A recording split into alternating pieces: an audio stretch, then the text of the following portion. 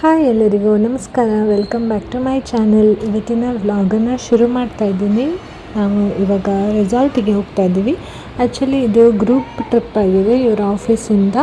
So ಹಾಗಾಗಿ ಎಲ್ಲರೂ ಇದ್ವಿ, ಒಂದು 2-3 ಬಸ್ ಜನ ಒಟ್ಟಿಗೆ ಹೋಗ್ತಾ ಇದ್ದೀವಿ ಒಂದು ರೆಸಾರ್ಟಿಗೆ. ಮತ್ತು ಅಲ್ಲಿ ಆ್ಯಕ್ಟಿವಿಟೀಸು ಮತ್ತು ವಾಟರ್ ಪಾರ್ಕು ಎಲ್ಲ ತುಂಬಾ ಇದೆ. ಅಡ್ವೆಂಚರ್ ಆಗಿ ಯಾರಿಗೆಲ್ಲ ತುಂಬ ಟ್ರೈ ಮಾಡಬೇಕು ಅಂತ ಅನಿಸುತ್ತಲ್ವ, ಅವ್ರು ಖಂಡಿತ ಈ ಪ್ಲೇಸನ್ನು ವಿಸಿಟ್ ಮಾಡ್ಬೋದು. ತುಂಬಾ ಚೆನ್ನಾಗಿದೆ. ಆ್ಯಂಡ್ ಲಿಂಕನ್ನು ನಾನು ಡಿಸ್ಕ್ರಿಪ್ಷನಲ್ಲಿ ಕೊಡ್ತೀನಿ, if you guys want to know where it is. Okay, so ಇವತ್ತಿನ ವ್ಲಾಗ್ ನಿಮಗೆ ಇಷ್ಟ ಆದರೆ ಖಂಡಿತ ಲೈಕ್ ಸಬ್ಸ್ಕ್ರೈಬ್ ಮಾಡಿ. ಓಕೆ, ಸೊ ಎಸ್, ಇದು ಏನಪ್ಪ ಅಂತಂದರೆ ಇವರ ಕಂಪನಿ ಏನಿದೆ ಅಡಾನಿಯಲ್ಲಿ ಇವರು ವರ್ಕ್ ಮಾಡೋದು. ಅವರ ಕಂಪನಿಯಿಂದ ಆರ್ಗನೈಸ್ ಮಾಡಿದ್ರು 1 ಡೇ ಟ್ರಿಪ್ ಅಂತ. ಸೊ ಹಾಗಾಗಿ ನಾವು ಫುಲ್ ಫ್ಯಾಮಿಲಿ ಬಂದಿದ್ವಿ ಟ್ರಿಪ್ಪಿಗೆ. ಆ್ಯಂಡ್ ಇಲ್ಲಿ ಅಡ್ವೆಂಚರ್ ಪಾರ್ಕು ಕೂಡ ಇದೆ ಮತ್ತು ವಾಟರ್ ಪಾರ್ಕು ಕೂಡ ಇದೆ. ಅಡ್ವೆಂಚರ್ ಪಾರ್ಕಲ್ಲಿ ದೊಡ್ಡದು ಸ್ವಿಂಗ್ ಮತ್ತು ಈ ಥರ ಸೈಕಲಲ್ಲಿ ಬರೋದು ಮತ್ತು ರೋಪ್ ವೇ ಈ ಥರದ್ದೆಲ್ಲ ತುಂಬಾ ಚೆನ್ನಾಗಿತ್ತು. ಆ್ಯಂಡ್ ಸ್ವಿಮ್ಮಿಂಗ್ ಪೂಲ್ ಅಷ್ಟೇ ತುಂಬಾ ದೊಡ್ಡ ಸ್ಪೇಸಲ್ಲಿ ಮಾಡಿದ್ದಾರೆ. ಅಂದರೆ ಜಾಗ ತುಂಬ ದೊಡ್ಡದಿದೆ. ದೊಡ್ಡ ಸ್ಪೇಸಲ್ಲಿ ತುಂಬ ಪೂಲ್ ಇದೆ. ಮಕ್ಕಳಿಗೆ ಬೇರೆ, ದೊಡ್ಡವರಿಗೆ ಬೇರೆ, ಟೀನೇಜರ್ಸ್ಗೆ ಬೇರೆ, ರೈನ್ ಡ್ಯಾನ್ಸ್ ಬೇರೆ, ಮತ್ತು ವಾಟರ್ಫಾಲ್ ಬೇರೆ, ಆ ಥರ ರೈಡ್ಸ್ ಬೇರೆ, ಹೀಗೆ ತುಂಬಾ ಇತ್ತು. ಸೊ ಹೋದರೆ ಒಂದು ದಿನ ಫುಲ್ ಬೇಕಾಗುತ್ತೆ, ಆ ಥರನೇ ಇತ್ತು. ಮೊದಲೆಲ್ಲ ನಾವೆಲ್ಲ ಚಿಕ್ಕವರಿರಬೇಕಾದ್ರೆ ಈ ವಾಟರ್ ಪಾರ್ಕ್ ಅದೆಲ್ಲ ಏನೂ ಇರಲಿಲ್ಲ ಅಲ್ವಾ. ಇವಾಗೆಲ್ಲ ಸ್ಟಾರ್ಟ್ ಆಗಿದ್ದು. ನಮಗಂತೂ ಬೀಚಿಗೆಲ್ಲ ಹೋದ್ರೇ ಅದೇ ದೊಡ್ಡ ವಾಟರ್ ಪಾರ್ಕ್ ಆಗಿ ಹೋಗ್ತಾಯಿತ್ತು ನಾವೆಲ್ಲ ಚಿಕ್ಕವರಿರಬೇಕಾದ್ರೆ. ಆ್ಯಂಡ್ ಈಗ ಕಾಲ ಏನಾಗಿದೆ ಅಂತಂದರೆ ಮಕ್ಕಳಿಗೂ ಕೂಡ ಆ್ಯಕ್ಟಿವಿಟೀಸ್ ಹೊರಗಡೆ ಮಾಡುವಂಥದ್ದು ಬಿಲ್ಡಿಂಗಲ್ಲಿ ಯಾವುದೇ ಥರದ ಒಂದು ಇಲ್ಲ. ಅಂದರೆ ನಾವು ಚಿಕ್ಕವರಿರಬೇಕಾದ್ರೆ ಮರ ಹತ್ತೋದು, ಇಳಿಯೋದು, ಆಮೇಲೆ ಮರಕೋತಿ ಆಟ ಆಡೋದು ಎಲ್ಲ ತುಂಬ ಸರ್ಕಸ್ ಎಲ್ಲ ಮಾಡುವಂಥದ್ದೇ ಆಟಗಳೆಲ್ಲ ಇದ್ದವು. ಬಟ್ ಇವಾಗ ನಾವು ಜಾಗ್ರತೆ ಮಾಡಿ ಮಕ್ಕಳನ್ನು ಮನೆಯೊಳಗೆ ಕೂರಿಸ್ಕೊಳ್ತೀವಿ. ಜಾಸ್ತಿ ಅಂದರೆ ಜಾಸ್ತಿ ಸೈಕಲಲ್ಲಿ ರೌಂಡ್ ಹೊಡ್ಕೊಂಡು ಬರ್ತಾರೆ ಮಕ್ಕಳು ಅಷ್ಟೇ. ಈ ಥರ ಎಲ್ಲ ಅವಕ್ಕೆ ಟ್ರೈ ಮಾಡೋದಕ್ಕೆ ಎಲ್ಲೂ ಕೂಡ ಸ್ಪೇಸ್ ಕೂಡ ಇಲ್ಲ. ಆ್ಯಂಡ್ ಮನೆ ಹತ್ತಿರ ತುಂಬ ನಾವು ಮಕ್ಕಳನ್ನು ಬೇಡ, ಸುಮ್ಮನೆ ತಾಗುತ್ತೆ, ನೋವಾಗುತ್ತೆ, ಇರಲಿ ಬಿಡು, ಒಳಗೇರು, ಹಾಗೆ ಥರ ಅಂತ ಜಾಸ್ತಿಯಾಗಿ ಪ್ರೊಟೆಕ್ಟಿವ್ ಆಗಿ ಇರ್ತೀವಿ. ಹಾಗಾಗಿ ಇವಾಗ ಈ ಥರದ್ದೆಲ್ಲ ಪಾರ್ಕ್ಗಳಿರೋದ್ರಿಂದ ಅವಕ್ಕೆ ಕೂಡ ಮಕ್ಕಳಿಗೂ ಕೂಡ ಒಂದು ಆ್ಯಕ್ಟಿವಿಟೀಸನ್ನು ಟ್ರೈ ಮಾಡೋದಕ್ಕೆ ತುಂಬಾ ಸುಲಭ ಆಗುತ್ತೆ. ಕೆಲವೊಂದು ಸ್ಕೂಲ್ಗಳಲ್ಲೂ ಕೂಡ ಈ ಥರದ್ದೆಲ್ಲ ಮಾಡಿಟ್ಟಿರ್ತಾರೆ, which is very good. And ಬಿಲ್ಡಿಂಗಲ್ಲೂ ಕೂಡ ಕೆಲವು ಕಡೆ ಇರುತ್ತೆ, ಇಲ್ಲ ಅಂತಿಲ್ಲ. ಅನುಕೂಲ ಇದ್ದ ಹಾಗೆ ರೇಟ್ ಕೂಡ ಜಾಸ್ತಿ ಇರುತ್ತೆ ಅಲ್ವಾ, ಆ ಥರ. ಸೊ ಈಗ ಮಕ್ಕಳು ಒಂದೊಂದಾಗೆ ರೈಡ್ಸನ್ನು ಟ್ರೈ ಮಾಡ್ತಾ ಇದ್ದಾರೆ. ಆ್ಯಂಡ್ ಇವನಿಗೂ ಅಷ್ಟೇ ಸರ್ಕಸ್ ಮಾಡೋದಂದರೆ ತುಂಬಾ ಇಷ್ಟ. ಮೇಲೆ ಹತ್ತೋದು, ಕೆಳಗೆ ಹಾರೋದು ಎಲ್ಲ ತುಂಬಾ ಇಷ್ಟ. ಇಲ್ಲಿಂದ ಬಂದು ನೋಡಿ ಮತ್ತೆ ಇಲ್ಲಿಂದ ಹೋಗೋದಕ್ಕೆ ಅವನಿಗೆ ಮನಸ್ಸಾಗ್ತಾ ಇರಲಿಲ್ಲ, ಆ ಥರದ್ದು.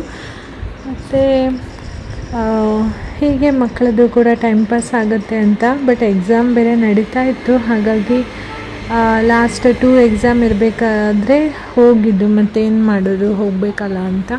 ಸೊ ಎಕ್ಸಾಮ್ ಆಲ್ಮೋಸ್ಟ್ ಟಫ್ ಇರುವ ಎಕ್ಸಾಮ್ ಎಲ್ಲ ಮುಗೀತು, ಮತ್ತು ಹಾಗಾಗಿ ಹೋಗಿ ಬರುವ ಅಂತ ಹೊರಟಿದ್ವಿ. ಆ್ಯಂಡ್ ಎವ್ರಿ ಇಯರ್ ಒಂದು ದಿನ ಎಂಪ್ಲಾಯೀಸ್ಗಳ ಫ್ಯಾಮಿಲಿಗೋಸ್ಕರ ಇವರು ಆರ್ಗನೈಸ್ ಮಾಡ್ತಾರೆ, ವಿಚ್ ಈಸ್ ವೆರಿ ಗುಡ್. ತುಂಬ ಕಂಪನಿಗಳಲ್ಲಿ ಎಲ್ಲ ಈ ಥರ ಎಲ್ಲ ಇರೋದಿಲ್ಲ, ಬಟ್ ಕೆಲವುದರಲ್ಲಿ ಇರುತ್ತೆ ಕೂಡ. ಸೊ ಇದು ತುಂಬ ಒಳ್ಳೆ ಇನಿಷಿಯೇಟಿವ್. ಇದರಿಂದ ಏನಾಗುತ್ತೆ, ನಮಗೆ ಕೂಡ ಜನರ ಕಾಂಟ್ಯಾಕ್ಟ್ ಆಗುತ್ತೆ. ಒಂದೇ ಕಡೆ ಇದ್ದರೂ ಕೂಡ, ಕೆಲವು ಸಲ ಒಂದೇ ಬಿಲ್ಡಿಂಗಲ್ಲಿ ಇದ್ದರೂ ಕೂಡ ನಮಗೆ ಒಬ್ರಿಗೊಬ್ರದ್ದು ಗುರ್ತ ಇರೋದಿಲ್ಲ. ಹಾಗಾಗಿ ಈ ಥರದ್ದೆಲ್ಲ ಗೆಟ್ ಟುಗೆದರ್ ಎಲ್ಲ ಮಾಡಿದವಾಗ ನಮಗೆ ಕೂಡ ಸೋಷಲೈಸ್ ಆಗೋದಕ್ಕೆ ತುಂಬ ಹೆಲ್ಪ್ ಆಗುತ್ತೆ ಅಲ್ವಾ. ಸಿಟೀಸಲ್ಲಿ ಮತ್ತು ಈ ಥರದ ಒಂದು ಪ್ಲೇಸಸ್, ಬೇರೆ ಬೇರೆ ಪ್ಲೇಸಸ್ಗಳಿಗೆ ಹೋಗಿ ನಾವು ಸೆಟಲ್ ಆದವಾಗ ಈ ಥರದ ಒಂದು ಇನಿಷಿಯೇಟಿವ್ ಕಂಪನೀಸ್ಗಳು ಮಾಡಿದ್ರೆ ನಮಗೂ ಕೂಡ ತುಂಬಾ ಹೆಲ್ಪ್ ಆಗುತ್ತೆ.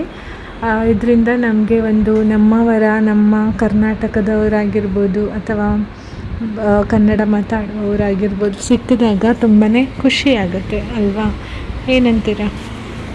ಆ್ಯಂಡ್ ಇಲ್ಲಿ ನಾನು ಕೂಡ ಮಕ್ಕಳ ಜೊತೆ ಮಕ್ಕಳಾಗಿ ಚೆನ್ನಾಗಿ ಆಟಗಳನ್ನು ಆಡ್ತಾಯಿದ್ದೀನಿ. ಯಾಕೆ ಆಡಬಾರ್ದು ಅಲ್ವಾ?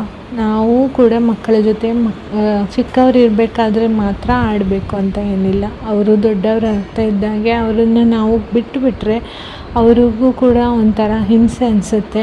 ಯಾಕೆ ಅಮ್ಮ ಮೊದಲಿನ ಥರ ನನ್ನ ಜೊತೆ ಆಟ ಆಡಲ್ಲ, ಯಾಕೆ ಅವಳು ತುಂಬ ಕೆಲಸದಲ್ಲೇ ಬ್ಯುಸಿಯಾಗಿರ್ತಾಳೆ, ಆ ಥರ ಕೂಡ ಮಕ್ಕಳು ಥಿಂಕ್ ಮಾಡ್ತವೆ. ಬಟ್ ಅವರು ಎಕ್ಸ್ಪ್ರೆಸ್ ಮಾಡೋದಕ್ಕೆ ಹೋಗಲ್ಲ.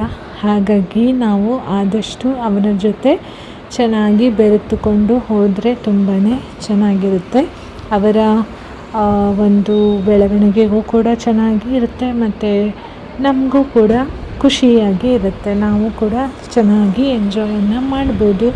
ಆ್ಯಂಡ್ ಬೇರೆ ಕಡೆ ಬೇರೆ ಮಕ್ಕಳು ಆ ಥರ ಮಾಡ್ತಾರೆ, ಈ ಥರ ಮಾಡ್ತಾರೆ ಅಂತ ಹೇಳಿ ನಾವು ನಮ್ಮ ಮಕ್ಕಳಿಗೆ ನೀನೇನು ಮಾಡಲ್ಲ, ನೀ ಎಲ್ಲೂ ಬೆರೆಯಲ್ಲ ಅಂತ ಹೇಳೋದಕ್ಕಿಂತ ನಿಮ್ಮ ಜೊತೆ ಅವನನ್ನು ಫಸ್ಟ್ ಚೆನ್ನಾಗಿ ಬೆರೆಸ್ಕೊಳ್ಳಿ, ನಿಮ್ಮ ಜೊತೆ ಅವನಿಗೆ ಆಟವನ್ನು ಆಡಿಸ್ಕೊಳ್ಳಿ. ಮಕ್ಕಳು ಆವಾಗ ಬೇರೆ ಅವರ ಜೊತೆ ಹೋಗೋದಕ್ಕೆ ಧೈರ್ಯಪಟ್ಟು ಹೋಗ್ತಾರೆ. ಇಲ್ಲ ಅಂತಂದರೆ ಎಲ್ಲೂ ಕೂಡ ಹೋಗೋದಿಲ್ಲ ಅಂತ ನನ್ನ ಭಾವನೆ. ಹಾಗೆ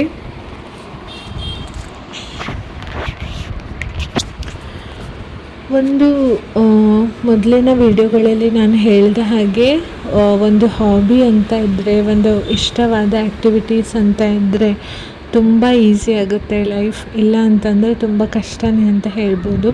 ಆ್ಯಂಡ್ ನನಗೆ ಕೂಡ ನನ್ನ ಫೇವ್ರೇಟ್ ಅಂತ ಏನೂ ಇಲ್ಲ, ಬಟ್ ಫ್ರೀ ಆದವಾಗ ನಾನು ಬೇಕು ಅಂತಲೇ ಏನಾದರೂ ಒಂದು ಕೆಲಸವನ್ನು ಹುಡುಕಿಕೊಂಡು ಅದನ್ನು ಮಾಡ್ತಾ ಇರ್ತೀನಿ.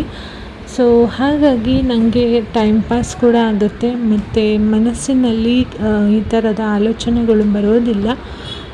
ಯಾವ ಥರ ನಾವು ನೆಗೆಟಿವ್ ಥಾಟ್ಸ್ ಅಂತ ಏನು ಹೇಳ್ತೀವಿ, ಅಯ್ಯೋ ನಾನು ಯಾವುದಕ್ಕೂ ಇದಿಲ್ಲ, ಅಯ್ಯೋ ನಾನು ಹಾಗಿದ್ದೀನಿ, ಅಯ್ಯೋ ನಾನು ಹೀಗಿದ್ದೀನಿ ಅಂತ ಥಿಂಕಿಂಗ್ ಎಲ್ಲ ಬರೋದಕ್ಕೆ ನಾವು ಬಿಡಬಾರ್ದು. 4 ಜನ ಒಳ್ಳೆಯವರನ್ನು ನಮ್ಮ ಗ್ರೂಪಲ್ಲಿ ಇಟ್ಕೊಂಡ್ರೆ ಅಷ್ಟೇ ಸಾಕು. ಇಡೀ ಸಮಾಜಕ್ಕೆ ನಾವು ಎಲ್ಲರೂ ನಮ್ಮನ್ನು ವಾವ್ ಎಷ್ಟು ಇದು ಅಂತ ಹೇಳ್ತಾರೆ ಅಂತ ನಾವು ಎಕ್ಸ್ಪೆಕ್ಟ್ ಮಾಡೋದಕ್ಕೆ ಹೋದರೆ ಅದು ನಮಗೆ ತುಂಬ ಹರ್ಟ್ ಆಗುವಂಥ ಒಂದು ರಿಸಲ್ಟನ್ನು ಕೊಡುತ್ತೆ.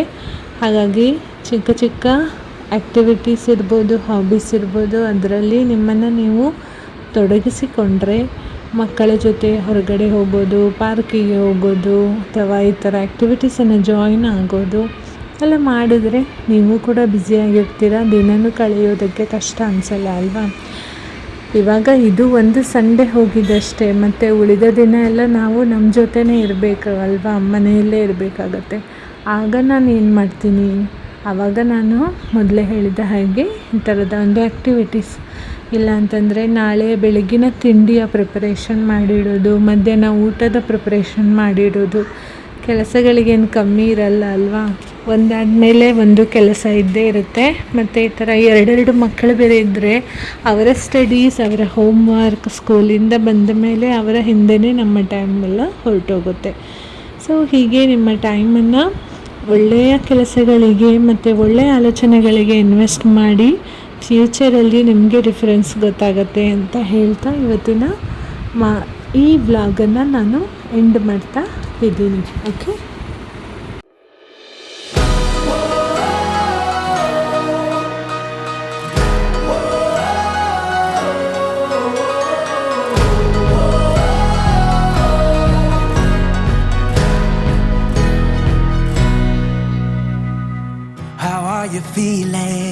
How are you feeling now? When all the pieces seem like they can't be found, I'll be the friend that is standing there